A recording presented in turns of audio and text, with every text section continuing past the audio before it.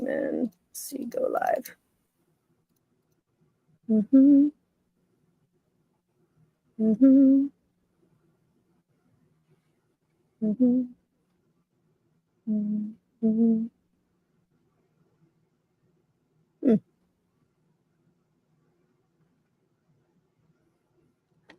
Okay, I think we're live. It's 2 p.m. Hi, everyone. My name is Shannon O'Brien. For those of you who don't know me, I am the founder of Whole You Career and Life Strategy, and I'm joined today by my two friends, and I call them the Dream Team, Tom and Robert, and they have helped me save my business and make it more productive and reach more people using the magic of technology. So I thought I don't want to keep secrets to myself, and I also want to learn more.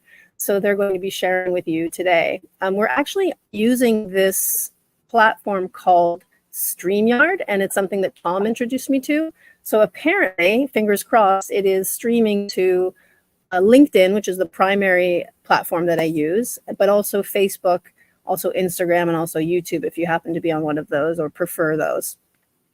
So the topic today, we use a little catchy one that I think pertains to all of us: how to unblock your writer's block. If you're like me, you're sitting down to write an article or write a newsletter or even write an email, and you're thinking like, what am I going to say? So AI, ChatGPT, these different tools can actually help you not to cheat or to plagiarize, but just to get you started a little bit. So I think that's, we can use these tools to our advantage just to get started. And I did want to mention two very practical examples of using ChatGPT or AI, I should say, in general, that I was not aware of. But one of my friends had this very beautiful LinkedIn profile picture. And I said, where did you get that photo done? Who took that for you? And she said, oh, it was AI. And I was like, oh my gosh, that's so impressive. She looked, she had like full makeup and looked 30 pounds lighter. And I was like, I want to use that too. So I think that there's some ways that it might feel like cheating, but there's ways that we can use it for that. Another practical example is, for example, I'm trying to be on a gluten-free diet. So I went into ChatGPT and I said, can you give me a menu that I can have these meals, but they're gluten-free? And maybe you could say, I don't want onions or whatever. And you plug it in and it gives you a menu. So I just feel like that's incredible, right? Is to like kind of save you the time and save you the anguish. So those are two practical examples, but back to Tom and Rob, who are going to be telling you the bulk of their expertise with these different tools, because I'm certainly not an expert, but want to be. And I think I'm going to pass it over first to Tom and then to Rob, and they're going to introduce themselves and share with you how you can use AI and these tools specifically around creativity. And like I said, unblocking writer's block, but how to be really creative and use technology as a friend, like almost like a brainstorming buddy. So, Tom, if you're ready, I'd love for you to take it away. Oh, thank you, Shannon.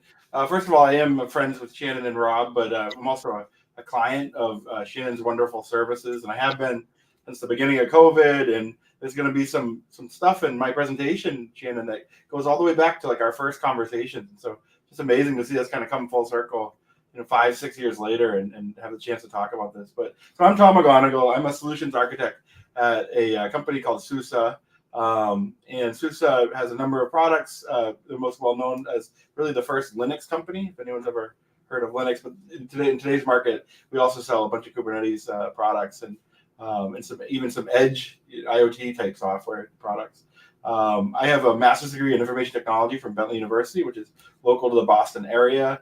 And I one of the questions I got from Shannon before this was, how did I get into technology? And so when I was 19, I'd never touched. When I went to college at Bentley, I had never touched a computer, and they make you buy a laptop. And it was during the .com bubble, and I was able to get a job as an intern at a .com, and I basically just carried computers back and forth, from cube to cube. But it was a great learning experience. And what I did is I learned Linux. I learned about Linux, and that was almost 27 years ago. And it's amazing that today I'm still making my living off of that internship experience in tech, and just getting into into Linux and being curious about it has created this really wonderful career. And for me, this whole time I've been in tech, where I met my friend Rob at Booz Allen Hamilton, which is this wonderful government consulting company. We were working in the Boston office together, and then Rob actually was in my wedding. Shannon, I'm not sure if you knew that he was a groomsman in my wedding. And I'm going to turn it over to you, Rob, if you want to introduce yourself and how you got into tech. Yeah, sure thing. So I've been kind of indirectly in tech for about 15 years. I started out my career in consulting, doing some government consulting first, then doing some commercial consulting. But the common thread was really around data science, kind of the precursor to a number of the AI type of things that we're going to talk to you about today. But that's what initially piqued my interest in things that could deliver, additional insights. And it's really been only in the past 6 or 7 years where it's been more about how much more freedom AI could provide to us in our work lives and our personal lives. And so for the last 6 years almost, I've been working for a company called UiPath, which is focused heavily on AI and automation for the enterprise, for businesses, really trying to automate manual, repetitive work using AI and really freeing people up for more creative purposes, which is a real important aspect of this talk. I've known Tom, as he mentioned, for many years. I've known Shannon for now also many years, and just a pleasure to be here. Thank you. So I think without further ado, Rob, I'm going to just jump into our presentation. So sure. I'm just going to click on the share screen and get the presentation going. And the byline or the subject for our talk today is how to unblock your writer's block. And I think that's really a really important question. It's basically at its core is how do you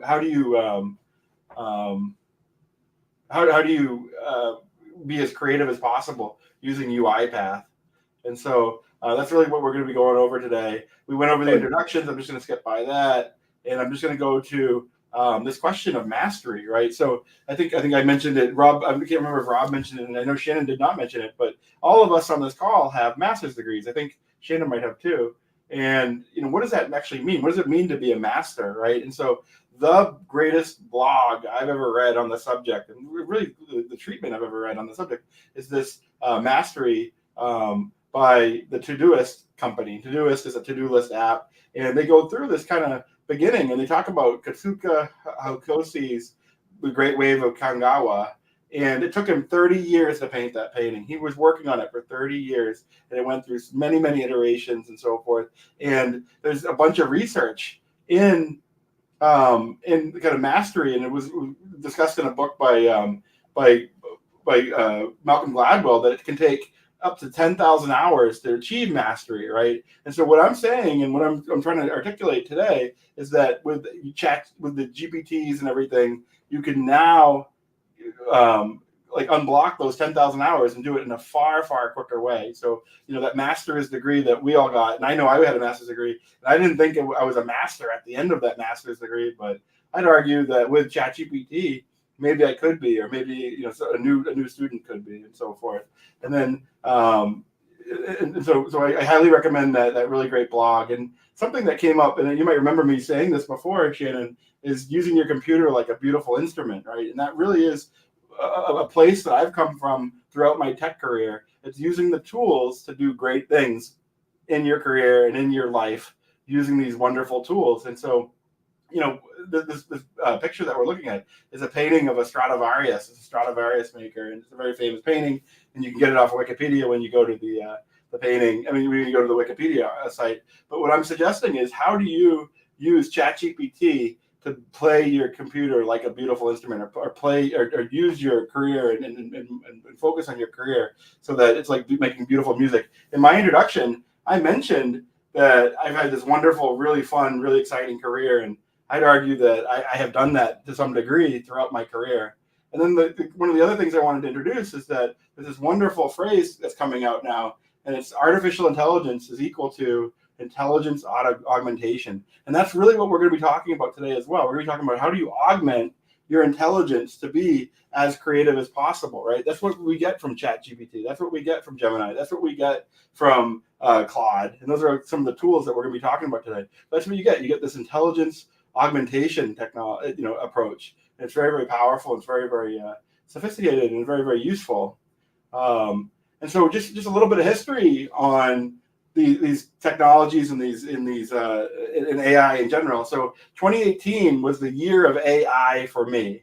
And it's the year I read AI Superpowers by Kai-Fu Lee. And this is a very, very famous, world-renowned AI engineer and entrepreneur. And he's based out of China. And that year is also the years that I started using, the year that I started using Grammarly and Google Photos and Alexa and Otter.ai. And so that was one of the first experiences I had with Shannon. I had a consultation with her. We used Otter.ai to create a voice transcription of it, and then we could re-listen to it later and then turn it into notes. And you can take those textual notes now with the things of these GPT technologies and summarize that conversation and pull out all the important artifacts of it that are really germane to that conversation and do really kind of innovative, creative things with it. And so that's really where we're coming from. But when did the GPT stuff come out? Well, ChatGPT was released on 11/22/2022, and it was like I remember it very clearly when it happened. I'm sure Rob does too. That it was like a bomb went off, and everyone in the whole tech industry was like, "Oh my gosh, this is going to be life changing." It's not just a new way to search or a new way to create. It's actually a new way to entirely do your whole workflow. And so we're going to be showing some examples of that today. I know Shannon gave her examples, but we have some about specifically on how to use ChatGPT to unblock your writer's block, and Rob's going to be walking through that. And so in June 14th, 2022, a very, very good book called Building a Second Brain came out. And this Building a Second Brain talks about offloading and all of the stuff in your life into a capturing system, and then organizing it, and then distilling it, and then using that distillation. That's really what the GPT technologies are going to give you. So you have the ability to capture, organize, distill, and then express, right? So that's really where the creativity comes out. And I'll be walking through that process today, and I have some tips and tricks on how to do that code, CODE, capture, organize, distill, express. And that's all written up about in the Building a Second Brain book. That's really the core of the Building a Second Brain book. It's having that capture system and the organizational system, and that distillation is provided by like the GPTs. And so we're going to be walking through that today. And this is just more kind of information about CODA, the capture, organize, distill, express. And then that idea of CODA really is expressed or is written about in the Building a Second Brain book that came out in 2022. But this idea actually goes all the way back to David Allen's Getting Things Done, which is a very, very famous to-do book, right? And it's a very good book on how to get things done. And that came out in 2001. I've read it. It was really kind of like a very, very, very popular book in Silicon Valley, and people really subscribed to it. And it had basically an identical idea. And it talked about capture, clarify, organize, reflect. Reflect would be kind of that distillation, and then the engage. And so it had a very, very similar concept to the CODA in Building a Second Brain. And so the CODA in Building the Second Brain is, once again, capture, organize, distill, and then express. And so this idea has kind of been around, in other words. And so how do you capture? So the very, very first thing you need to do is you need to come up with a plan to capture all of this information that's coming out into your life, and so that you can use it to be distilled later on into using ChatGPT or using Gemini or using Claude, so that you can distill all that information, all that textual information or picture information or audio information, all that stuff that's floating around in your life, and you can use that to summarize and to create new creative endeavors, right? So you can use ChatGPT to make these connections and use them to make these generative connections that are going to allow you to express yourself and be as creative as possible. And so in this diagram, this is a Building a Second Brain diagram. We have all these different inputs. We have text, we have handwritten notes, we have screenshots, web pages, photos, paper documents, and voice memos. And I mentioned the voice memos earlier. And so what we want to do is we want to capture all these things. And how do I do it? I do it in using this tool that we're actually looking at right now. This tool that we're looking at right now is called Paper. It's paper.dropbox.com. It is a property of dropbox.com, and it allows me to create and create notes and capture ideas and capture links and capture textual information into a format. But what does that format give us? It gives me the ability to capture all that information in a format called Markdown. And Markdown is typically like a computer thing, but the Markdown language allows us to express and define various textual elements, and for such as large header, medium header, small header, by just using pound signs. And it allows us to create numbered and bulleted lists very quickly with just an exclamation, with just a number or just a star.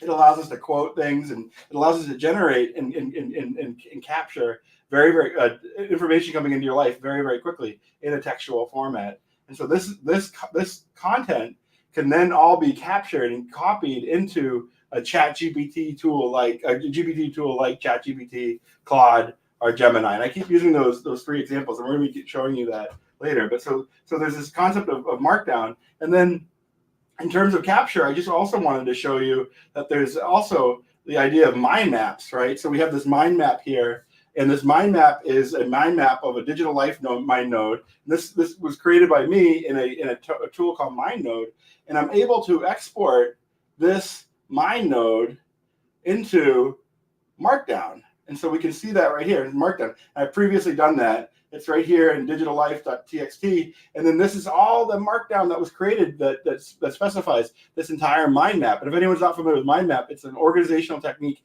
to map all the different connections between your subject and your brain and its downstream connections. And so we have this ability to express it. We can then copy and paste this entire this Markdown content, and we can run it through ChatGPT, and we can ask it questions about our mind map, and we can use it to distill, and we can use it to express all these different new creative connections that you, because you're kind of in the middle of it, can't probably see. But with the thanks of ChatGPT, you can see it. And so that's just another example.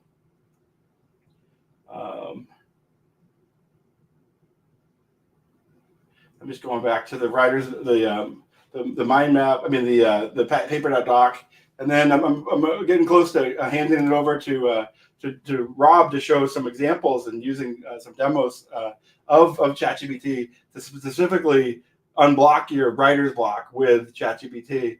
But one of the last things I wanted to mention is that there's there is a need to, once you've captured all this material and you're building the second brain, before you get to the distillation step, remember CODA, capture, organize, distill, express. Before you get to the distillation, you need to organize and prioritize. And so the Building a Second Brain book also has a methodology for organizing your information, and it's called PARA, which stands for Projects, Areas, Resources, and Archive.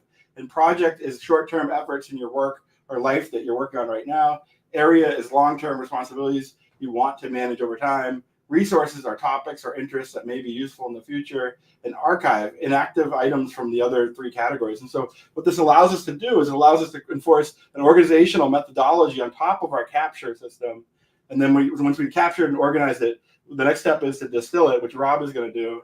And then the last thing I wanted to talk about before I hand it over to Rob is this concept of prioritization.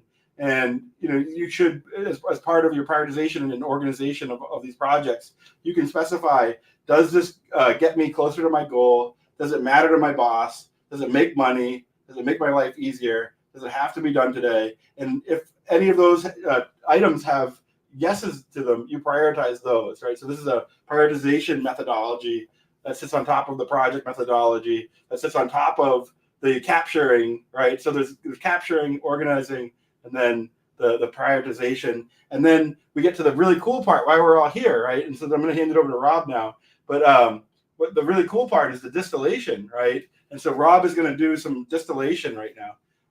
And thank you for Mora for the comment. If anyone has any questions or comments, please feel free. I'm going to try and put my my link tree in so you can get in touch with me, off this webinar and so forth if you have any other questions. But I'm just going to hand it over to Rob. Yeah, no, thank you, Tom. You covered a whole lot in terms of how you prepare yourself for being able to best utilize some of these tools, and you'll hear again the names of them as you'll hear ChatGPT, you'll hear GPT, you'll hear large language model, you'll hear LLM. Right there's Shannon spoke previously about things with visual touch up. All of it's AI. We're really focused on the things that are writer oriented. And so there's a number of tools I'm going to show you because really I think it's important to just use what's the least level of friction for you, right? So you start using it as part of your normal routine, as part of one of the first things you do.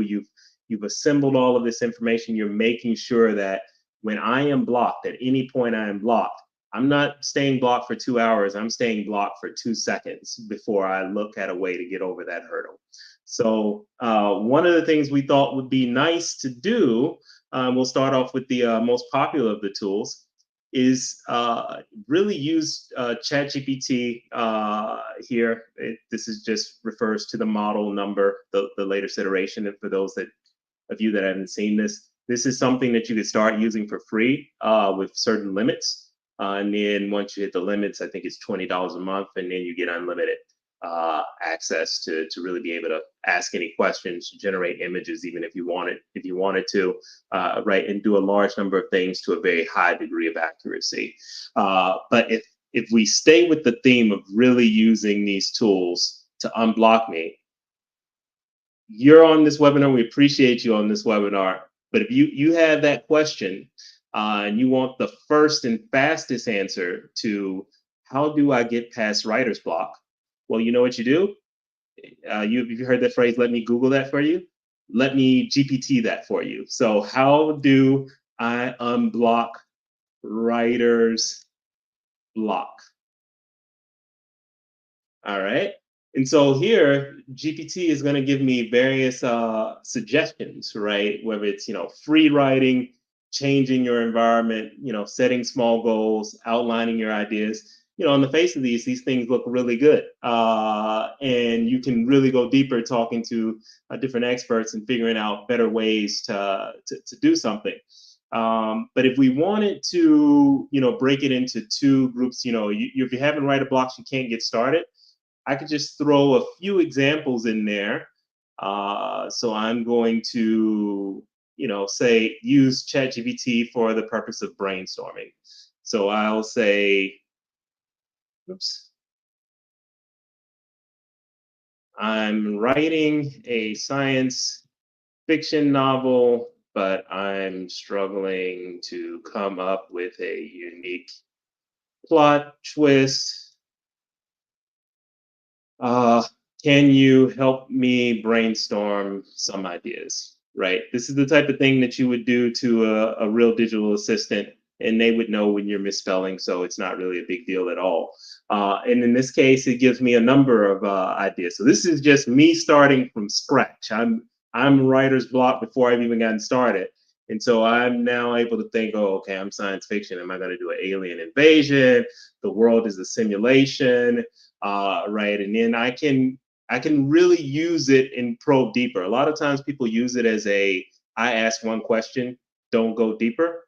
No, dive in. Say, give me more examples related to alien invasion.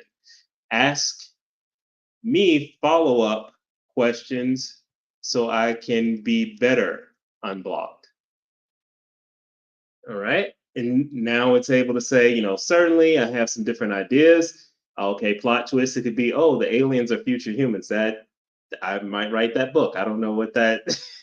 That's a very interesting one. The aliens are, the invasion is an illusion.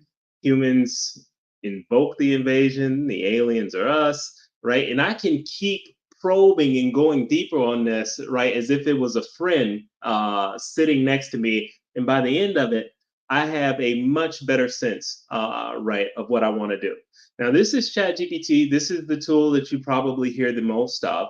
But Tom also mentioned one that's also popular, as a standalone tool, and it's called Claude.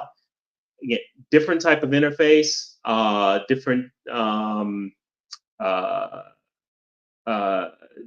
type of interaction mode. But let's do another example here, just so you can see and feel what that might look like. Oops. So let's say I'm having trouble writing a dialogue scene between two characters who are arguing about a secret, right? So I know that I want to do this in a book. This is a nonfiction case. Can you help me draft it, right? And now you're going to see something completely different.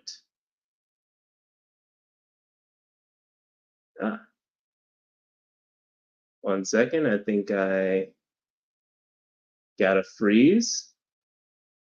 Or maybe I've actually hit the limit here for Claude Pro. So this is the live demo, and then now you get to see what actually happens when you don't pay the $20 a month for a particular tool. So I'm going to go on to the next one. I'm going to copy this to another one where I do pay. And that would be Gemini. So there's two I'm going to show you that may be very relevant to you, just based off of your work environment or tools you already use. Gemini is Google's product. So if you use Google Docs, use Google PowerPoint, they of course give you this capability that's very much like ChatGPT, just to ask a question in a chat box. And my copy and paste is not working here.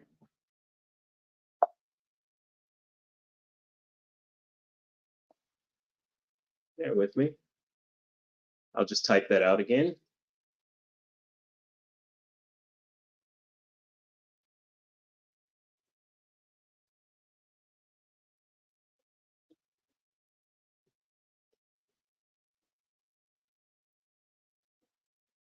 All right.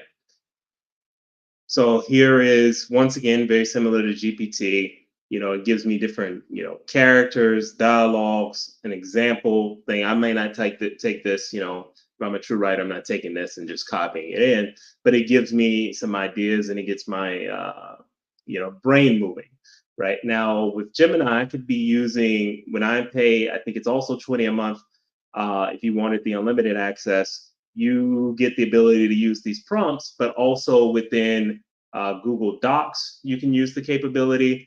Also within Google Slides, use the capability. Even if you were, for whatever reason, let's say you tracked characters and themes in something like Excel spreadsheets. I don't know if anybody does that. Maybe nonfiction books or nonfiction writers, we keep track of, different quotes and things like that they want to have. You would be able to also use some of these AI capabilities within those tools. Microsoft's another example where they have, the typical chat-based interface. But just like with Google Docs and such, if I'm in Microsoft, I can have this little co-pilot icon, right? Again, this is something that comes with people that I think are paying additional for the service. But now what I can do is operate a little bit more seamlessly. So let's say I've already written something. So I'm past the day one writer's block, and I've been writing for an hour, but I'm stuck, right? And I might say, I might click here and say, give me a very dramatic next paragraph to this story. Right. So this is a story about, some curious child named Finn. All right.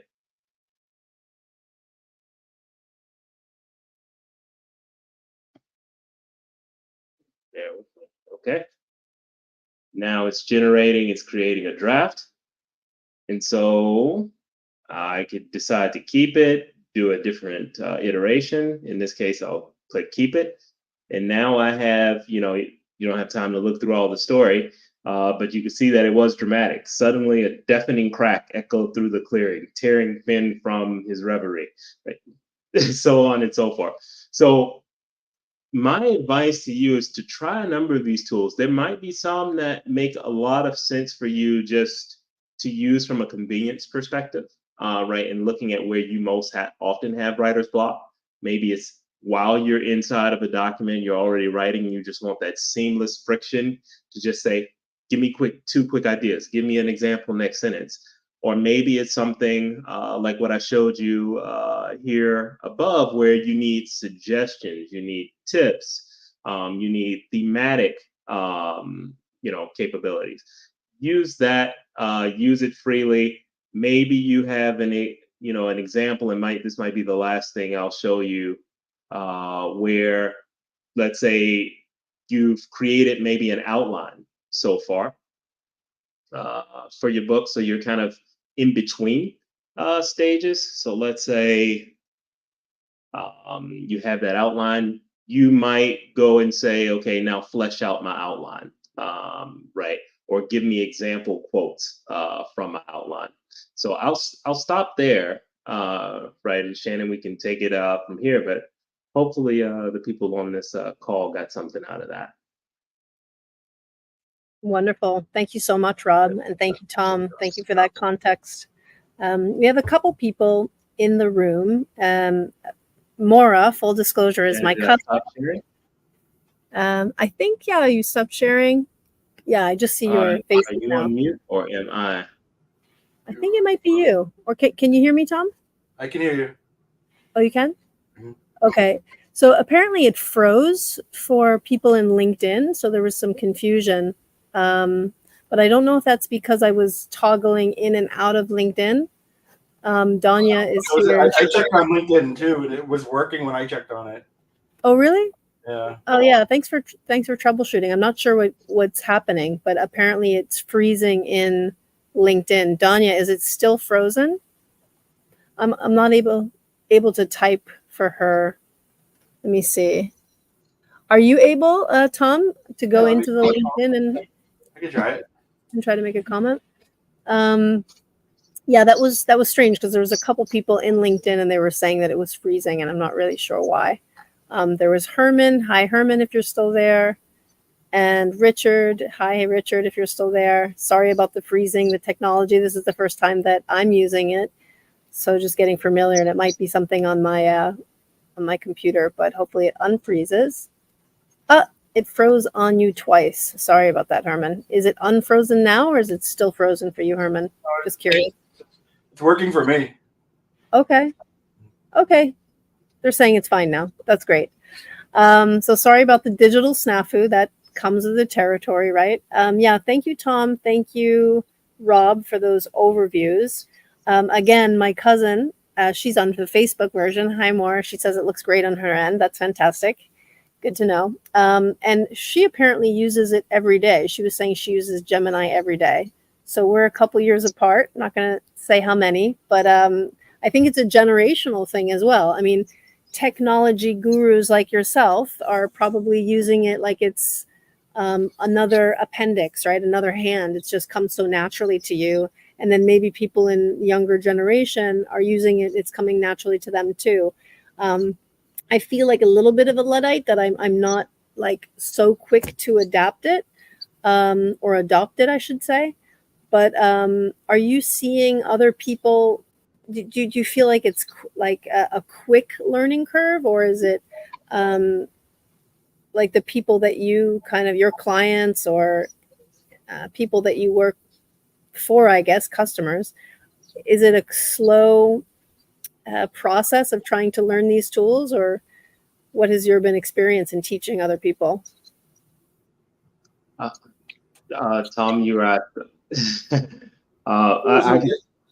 Yesterday, Rob mentioned to me that only 3 or 4% of people are using generative GPTs. Is that right? I think ChatGPT, it was only about 4%. So, generally, I find I don't know how much difficulty it is actually for people to use these tools. I think there is still, we haven't crossed the hurdle of awareness for most people. People know it could do something cool, but that's a very different thing than translating it in using it on a regular basis for your life. People might know that, vitamins and supplements are beneficial for them. Cognitively, they know that. But actually putting it into practice is a different thing, same with exercise, whatever it might be. And I think there's an intimidation factor sometimes that, oh, this will be, complicated, it will be work, right, to be able to get use out of it. But I think in general, it's hard for me to say it's just something really difficult to people to adopt, because I've gotten family members that are, in the 70s to be able to use it. Do they use it in all the same ways that I would? No, because I'm using it every single day in a variety of ways. Creating sample, code. So I think of them as a bunch of different personas. I go into it and it's like the best, coding assistant I've had, the best assistant for uncovering writer's block, the best research assistant for telling me what's the top 5 products I want to buy a product in this category, what's the, steal that information across the internet for me, right? So I basically just look at it as if I've got a staff, not of one assistant, but basically, hundreds, each one is specialized in something. And it's hard, I think, to get people in that mindset. So they'll still do things a traditional way, 2 hours struggling, trying to figure something out, because it's hard to believe. In some ways, I think it's very hard to believe, oh, I could get this answer in 1 minute, right? It's so unreal, and it's happening so fast that I don't think a number of people really believe it or trust it. Otherwise, I'm hoping that's the case. Otherwise, they're spending a whole lot of wasted time for no reason. Yeah, so 2 follow-up questions. Thank you so much for that. And I think you're jogging people's, imagination there with all the examples that you gave. For example, product reviews. Tell me the best sponge or whatever product it is. Let me aggregate, let me get feedback from all of these different sites. Is that what's happening? What exactly happens when I say, what is the best brand of, let's say, what are those called? I'm blanking on the name of paper towel in your kitchen. Is it, so when we talk about trust or skepticism, is it like, are the brands getting in there, like Downy's in there and like fudging the data so it's going to tell me to buy Downy? There is a level of trust when it comes to technology, but I'm curious about that because you did mention product reviews. Yeah, I mean, you can't take what gets spit back out as gospel, but to give you a high level view on how it works, right? So when it comes to internet-based data, these AI models, large language models, they're trained, very largely off of data that they've scraped from the web. So they have, historical data, which includes what, others have said for reviews. So there might be 100 reviews on what's the best brand of paper towel, right? So they're looking across that 100, as opposed to you opening those 100 links and trying to find the common thread in agreement. They're looking and they're finding the common thread in agreement. And if they don't have data previously scraped, because let's say they're only scraping data, I'm using an example, maybe once a month, and they need something more current, then they go out to the key sites that they know of and scrape in real time that information. Now, the reason why I said you have to take some stuff with a grain of salt, right, is let's say there's one particular site that is untrustworthy but gets a lot of traffic, right? Its reviews might get more heavily weighted in their models, right? So they will, for instance, often reference a very popular, worldwide based newspaper than the local town paper, right? In terms of what's being used to train their model. So if you've got, reviewer, for example, that people consider to be untrustworthy, but has a whole lot of reviews, then it's very possible that could skew a few things. So just FYI, but it's a much better starting point than scrolling through 100 links. Right. Yeah, exactly. I think it's very inspiring for you to say, I have a team of 100 100 minds working for me, and getting things done so much quicker. I think it's very, very inspiring. There's something, obviously there's something there, and I'm wanting to get in on this for sure. You had mentioned a 70-year-old family member. I don't know if you want to share details. I had heard something about one of your family members getting a lot of benefit out of this. I'd love to hear the case study if you're willing to share. Yeah. So my parents have used it quite a bit for a lot of research, right? So to know, they've worked in pharmaceutical chemistry, environmental chemistry, just to know what some of the latest proposed regulations might be, to assess some of the new scientific discoveries really quickly, and really just synthesize a large amount of information really quickly, and that helps with things that they need to write or offer up an opinion on something. Right? They have a lot more information at their fingertip. It saves many hours. Wow, it's incredible. Okay, we're going to go back over to the Q&A here. Seems like people are having difficulty with the LinkedIn, and then that's frozen. That's a shame because it is the primary platform I've been promoting on, but Tom was kind enough to put in the YouTube link in case you want to watch it there. It's also available on Facebook. The Instagram, I don't think it went live, so I'll have to figure out how to troubleshoot that next time. But are there any other questions? Maura makes a comment that ChatGPT is not very good at math and it's still learning. Smiley face, or the crying face with tears. Just FYI, she tested it out a few different ways. Yeah.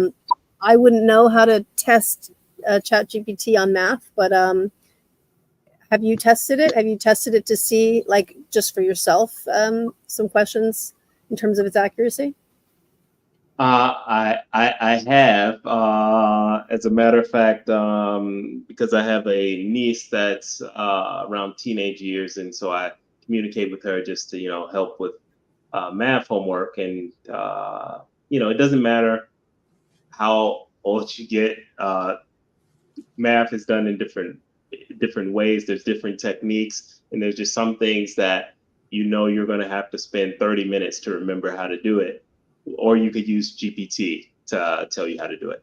I think she's right. It's particularly historically, it's not been perfect at giving the right answer for a number of things, but I have found it to be pretty good in articulating the approach, right? So if you say, okay, I have this geometry problem where I need to find, this is a simple example, distance between 2 points, right? Maybe it messes up or something on the calculus, but if the way that you tell it to do anything that's logical, and this is a trick that I use quite often, is I say, can you get me to the answer, but can you explain step by step? So for two reasons that's useful. One is, even if it messes up along the way, it still gives you step-by-step instructions so you can catch it, you can correct it, right? You can do it yourself and you can understand it. And two, when you actually tell it to go step-by-step, and more of the language models are building this in, their accuracy actually improves. It's like a hack. Because you force the language model, you say, don't just give me, any random answer that you kind of like pulled and you're kind of consolidating from the internet. I want you to create step one, then feed step one into step two, feed step two into step three. You're forcing, in a way, a language model to think logically. So remember that phrase, explain step by step, and you'll get a lot more response. It'll be more to read through, but you can trust it a lot more in different ways. And it sounds like there's a dialogue. You're saying that it's learning from your cues and prompts too. So you're like almost talking to a friend. Don't give it to me like that. Please, like, help me. Like, think of it as like an ongoing dialogue between you, that you're helping them to help you. Yeah, exactly. And as they were talking, I was looking it up. There are various leaderboards for the various models. Yeah, to be honest with you, every week one model becomes better. ChatGPT has largely been, nothing's stayed above it for more than like a week, right, at a time. But right now for math problems, Claude is rated the best, in what they call the chatbot arena. Gemini is second best. ChatGPT is third best. They're all pretty close, though. All very How many close. are there? You're mentioning Claude, ChatGPT, Gemini. Those are the same type of things, or just a different brand, basically. And how many are there? Or is it like a plethora? Are they? Can anyone? So there's other ones. I think Tom had a list. Those are the most popular ones. There is Meta has one, Meta Facebook, called Llama, Llama.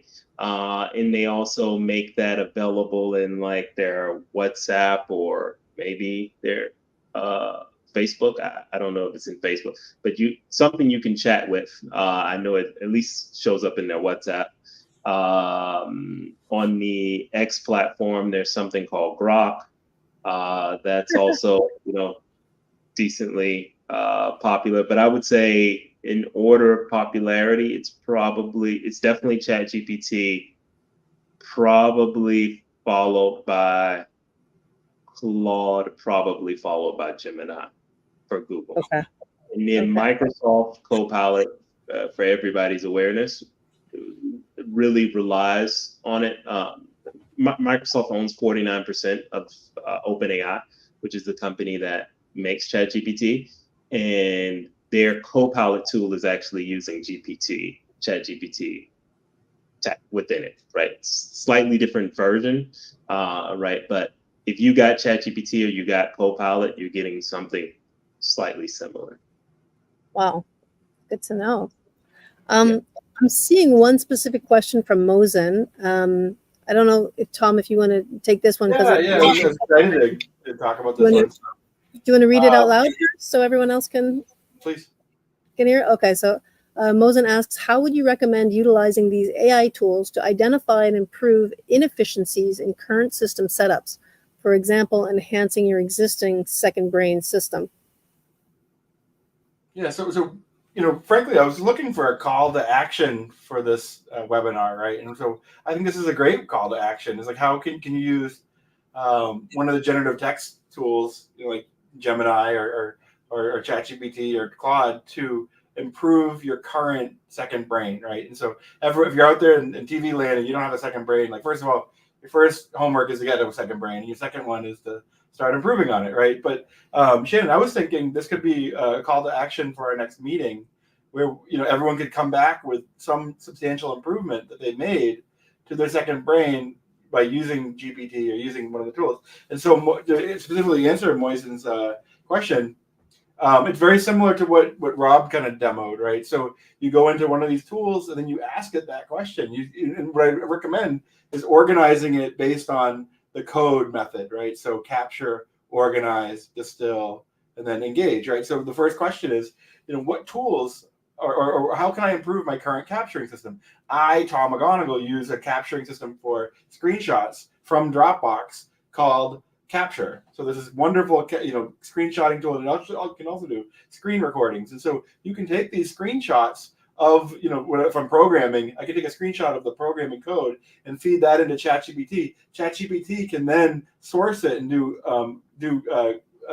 like optical character recognition on it, Shannon, believe it or not, and then give results back on the screenshot. Like, it's something I didn't demo, and it's something that you can do from the phone apps too, because you have your camera and you have the ability to pull in photos of various textual information and so forth that you capture. So what I'm suggesting is use the code methodology, capture, organize, distill, express, and start querying and start interfacing with a GPT tool to see what improvements you can make. And I think you can ask it questions, it'll kind of spit back suggestions, and then you can ask it further questions, and just start that process of prompt engineering. That's what it's called when you're kind of interacting with these tooling.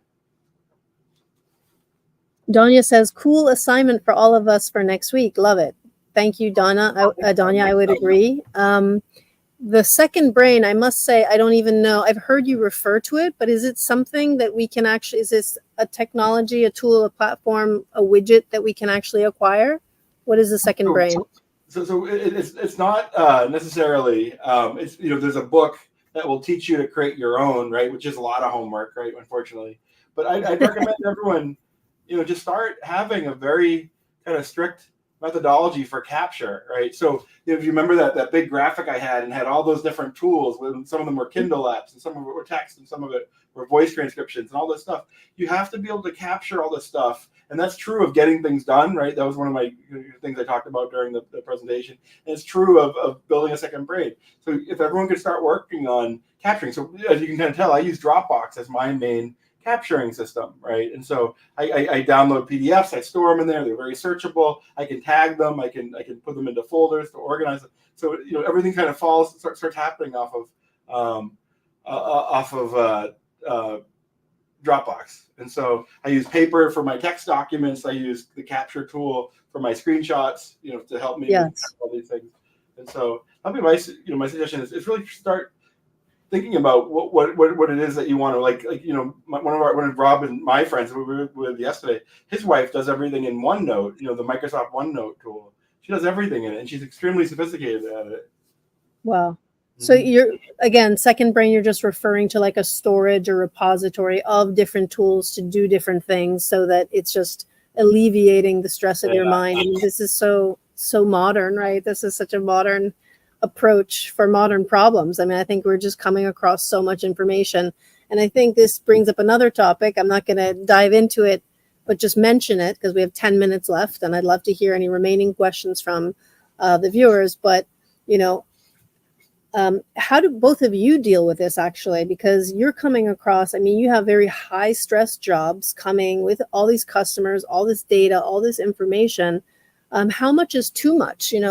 I found that this is something, maybe it's just a type of brain that I have, but I just get very overwhelmed by trying to capture all of this data. And I almost became like a paper hoarder because I would kind of like print it out and put it in a file in a folder or whatever. So what you guys are talking about is like a modern version of the filing cabinet. And maybe just speak to your own personal self-care approaches to protect your brain, and or how have you adapted to the information overload? Yeah, I'll go first, Rob. And so you actually kind of intuitively kind of touched on it, Shannon. And so the idea is to have this capturing system so it frees your brain, right? Actually, it's the opposite of what you're thinking. The process of capturing all this stuff doesn't actually add more clutter. It actually declutters, right? And so that's directly from the Getting Things Done book. Like I can't manage. Like my wife is able to manage a to-do list that's like 100 to-do list items long in her head. I can't handle two. And I'm being serious. And so I think that kind of dovetails into like the second part is I have a very sophisticated to-do list approach, but it took me till I was in my mid 30s to realize that it takes like 30 minutes a day for me to manage my to-do list, and that's okay. I thought it was supposed to take 1 minute, and that was the mistake I made for so long. And so learning that it's okay to have a 30-minute to-do list process is perfectly fine, but it helps me get my stuff done, and it gets all my junk out of my brain and declutters my brain. Yeah, to kind of get it out of your brain and just trust that it will be there when you're ready to deal with it. Exactly. Yeah, I'm going to add to that with a little bit of good news for everybody. We all have different systems. Some are, admittedly less efficient than others. Tom and I were talking about, we have a colleague that could take, tons and tons and tons of notes on the computer, right, in every call. So then they're able to, take those notes. If they, wonder what happened in a meeting, they can, have all of it basically fed into one of these GPT tools and say, oh, this is what happened in that meeting, right? In their own specific type of language and the way they would characterize it. Why I say that is I take notes by hand, right? It's very inefficient to retype, etc. But a lot of these tools now have, mobile applications, for example. So GPT does, Gemini does. And I've done this quite frequently. I take pictures right? I'll take a picture of the 5 different pages and say, hey, you know, summarize, or, you know, pull out an insight, right? It's very good to have some type of system, but a lot of these tools are making it easier to get past the inefficiencies that you might have within your system. And for those of you that have things like small businesses or running those, you'll see it, you know, become as easy as just realizing you're going to make the investment, right? So whether you're using a Google Meet or a Zoom, you know, you could decide to pay your problem away and have like a meeting recording assistant, and they will do fantastic jobs now of capturing everything that was said in a meeting, so that it covers up the deficiency you might have in not being the best note taker. Right. So you can start, it's becoming so pervasive that, you know, you can basically have these tools make it far easier for you to have that system that ultimately feeds into even more productivity down the line. Yeah. I think it was Tom who introduced me to Otter AI, and I thought it was, you know, mind blowing. Like, rather than me scribbling down notes, trusting that something is recording it, capturing it, and also putting highlights of saying these are the words that were used the most. I just thought it was mind blowing and so awesome. Herman, was that? Otter is very good. I recommend a Fathom.video as one that another one that crosses over, you know, between Fathom.video. Yeah, Fathom.video. Yeah. Very cool. You might need to have an ongoing list of favorite tools. Herman's joking that he hasn't heard the term filing cabinet in a while. Well, I think I have one right over here. I kind of want to get rid of it. The idea was to like scan paperwork, but there's something about, actually I was in a coffee shop the other day and there's these 2 townies saying like, I really want to just hold the newspaper, you know, I don't want to digitize it. There's something about pen to paper. However, obviously technology is the way of the future, and like we're saying, just to like make our lives easier. We have a couple minutes left, like 3 minutes. We've got a question saying, will AI's energy consumption become a significant issue if its use becomes widespread? How might this affect global warming? Additionally, how will privacy concerns be managed, particularly if professionals like doctors begin using AI models like ChatGPT? That's really interesting. One, I mean, I know that I've seen doctors use Dragon, like voice, you know, technology, just to say, I'm trying to be present with a patient right now and I need to like make these notes. I've heard doctors complain a lot that, you know, I'm supposed to be present with a patient, but I'm required to take all of these notes. So there has to be some sort of happy medium, but I don't know if you guys have any comments on that question.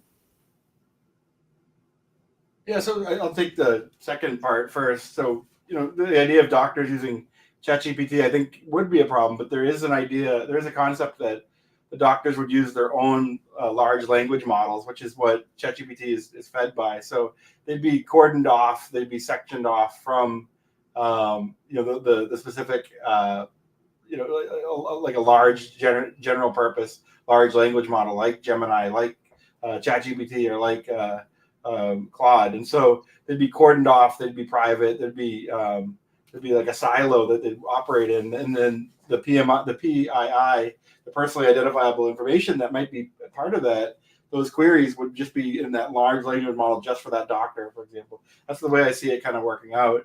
And then the first part of that question about AI consumption. So, I mean, computer usage is enormous throughout the world, and I think these generative AI, the computing that the AI will use will just always be just a small percentage, you know, for a while. I don't really, that kind of answers the question. I don't see it being, you know, I see it always being like a small percentage of the larger computing usage, you know, worldwide, at least for a while. I mean, I have 2 phones. I don't know how much heat it puts off, but you certainly use a lot of electricity, and we all have phones. You know, will the ChatGPT use more energy than phones? I doubt it. We have 1 minute remaining, and I'm going to ask a question from one of your friends, Imran, who says, any fun examples of hallucinations you guys encountered? I don't know if you know what that term is. For me, I'm thinking drug-induced, but I don't know if that's what that means, or what does that mean in the AI context? So it basically means like the AI makes up an answer and is very authoritative about it, so it's confusing, right? But Tom McGonigal does that. I'm like, we had lunch, at that restaurant. Like, we never had lunch at that restaurant. Like, no, I remember, having lunch at that restaurant. You and I did it. We were there, and like you had a burger, and I had it. And so it's a very interesting kind of quality about this technology that it does in fact hallucinate, but it's just authoritatively. It's like, no, this is the answer. And it confuses people, but that's really why at the beginning of the talk I talked about it as intelligence augmentation. It's just an augmentation. It's not the definitive, like we can't trust it implicitly because it does have those hallucinations, Interesting, almost like gaslighting you. No, really, this is the answer, trust me. Oh, you had a burger. Yeah. I did? Okay, I believe you.